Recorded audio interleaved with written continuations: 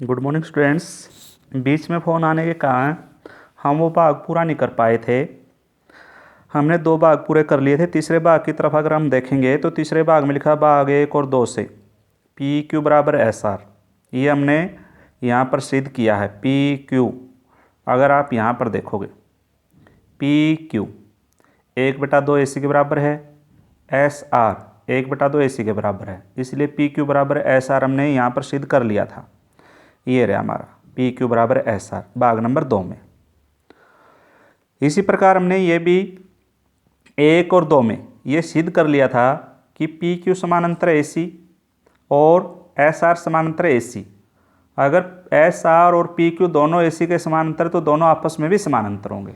ये समानांतर है इसके और ये समानांतर इसके, तो ये आपस में भी समानांतर होंगे। तो इसको हम ऐसे लिख सकते हैं, पी क्यू समानांतर ए सी समानांतर एस आर। ये समानांतर चतुर्भुज की प्रॉपर्टी है, अगर सम्मुख भुजाएं आमने सामने की भुजाएं का एक जोड़ा बराबर हो और वो समानांतर हो, बराबर और समानांतर, तब वो समानांतर चतुर्भुज होगी। तो लास्ट में हमने लिख दिया था पी क्यू आर एस समानांतर चतुर्भुज है। ये था हमारा क्वेश्चन नंबर 1। उसके बाद है क्वेश्चन नंबर 2। क्वेश्चन नंबर 2 के अंदर दिया गया है ए बी सी डी एक सम चतुर्भुज है। सम नाम से आप समझ जाना कि चारों भुजाएं समान है, एक जैसी है, चारों की 4 भुजाएं।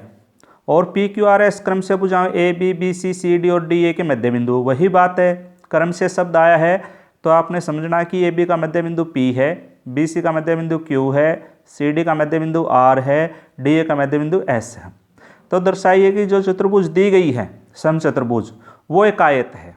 पी क्यू आर एस नहीं सॉरी दर्शाइए कि चतुर्भुज पी क्यू आर एस एक आयत है जो बीच में बनी हुई है। पी क्यू आर एस इसकी बात है, ये सिद्ध करनी है कि हमने ये एक आयत है। तरीका वही है, हल लिखेंगे, दिया है ए बी सी डी एक सम चतुर्भुज है। इसका मतलब चारों भुजाएं बराबर है, ए बी बराबर बी सी बराबर सी डी बराबर डी ए, और ये इसके मध्य बिंदु दे रखे हैं। अगर हम चित्र में देखें, ए बी का मध्य बिंदु पी, बी सी का क्यू, सी डी का आर और डी ए का एस, ये मध्य बिंदु है। सिद्ध क्या करना है, पी क्यू आर एस एक आयत है, ये बात सिद्ध करनी है। इसके लिए हमें थोड़ी सी रचना की जरूरत पड़ेगी। रचना उसको कहते हैं जो दे नहीं रखी हो, अपने तरफ से सवाल को हल करने के लिए हम आगे बढ़ाते हैं। ए को सी से मिलाएं, ए सी एक विकर्ण है। इसी प्रकार बी को डी से मिलाएं, बी डी भी एक विकर्ण है जो दोनों ओ पर काटेंगे, ये बिंदु ओ है।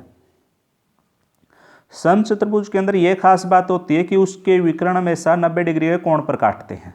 यहाँ पर ओ पर जो भी कोण बनेंगे चारों के चारों कोण 90 डिग्री के होंगे। यह सम चतुर्भुज की विशेषता है, तो ये बात आपने ध्यान रखनी है। प्रमाण, अब त्रिभुज लिया आपने ए बी सी त्रिभुज देखिए, ए बी और सी। अगर इसको आप ध्यान से देखोगे, जो मध्य बिंदु प्रमेय हमने ली है वही इसके ऊपर लागू हो रही है। P है, ए बी का मध्य बिंदु है, Q है, बी सी का मध्य बिंदु है। तो यहाँ से साफ स्पष्ट सी बात है, जो पी क्यू है आपकी, पी क्यू ये समानांतर है ए सी के, पी क्यू समानांतर ए सी। अगर हम ये कहें पी क्यू का आधा हिस्सा ये मध्य बिंदु है, जी नाम लिख रखा है इसका, जी क्यू, ये समानांतर है एच के, ये समानांतर है एच के, ये भी कह सकते हैं। लिखा क्या हमने, मध्य बिंदु प्रमेय से पी क्यू 1/2 ए सी और पी क्यू समानांतर ए सी, ये मध्य बिंदु प्रमेय से है। इसको हम जी क्यू समानांतर ओ एच भी लिख सकते हैं। इसी प्रकार जैसे जी क्यू समानांतर ओ एच आया है, इसी प्रकार अगर हम दूसरा तरीका लें क्यू एच, ये समानांतर हो सकता है ओ जी, क्यू एच समानांतर ओ जी। अगर हम ये त्रिभुज ले लें बी सी डी, ये बी सी डी, तो ये मध्य बिंदु, ये मध्य बिंदु, यहाँ पर पूरा आर क्यू समानांतर आ जाएगा डी बी के। तो उनका अगर आधा आधा हिस्सा ले लें, एच क्यू के ये या क्यू एच, ये समानांतर आ जाएगा ओ जी। अब हमने क्या कर दिया, ये समानांतर है इसके, ये समानांतर है इसके, यहाँ से स्पष्ट है ओ जी क्यू एच एक समानांतर चतुर्भुज होगी।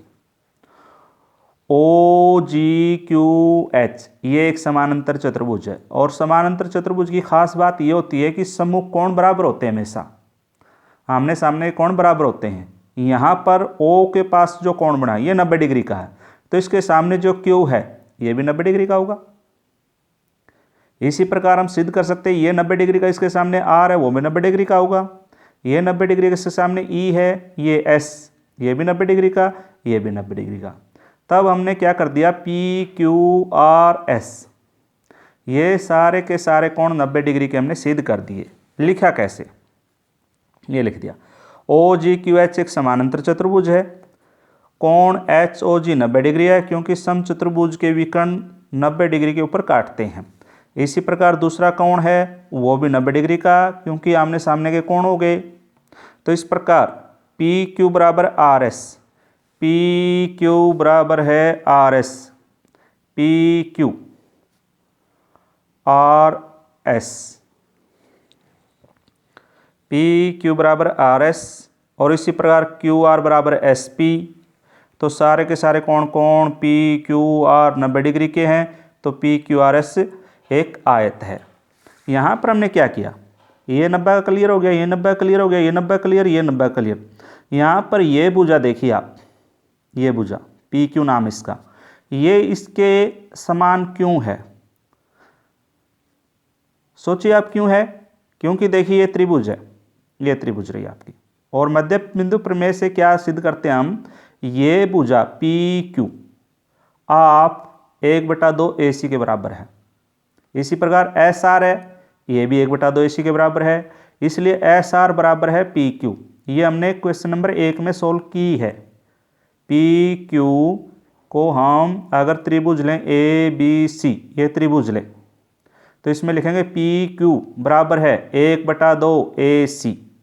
इसी प्रकार अगर ये त्रिभुज लें ए सी डी, तब लिखेंगे एस आर बराबर है 1/2 AC।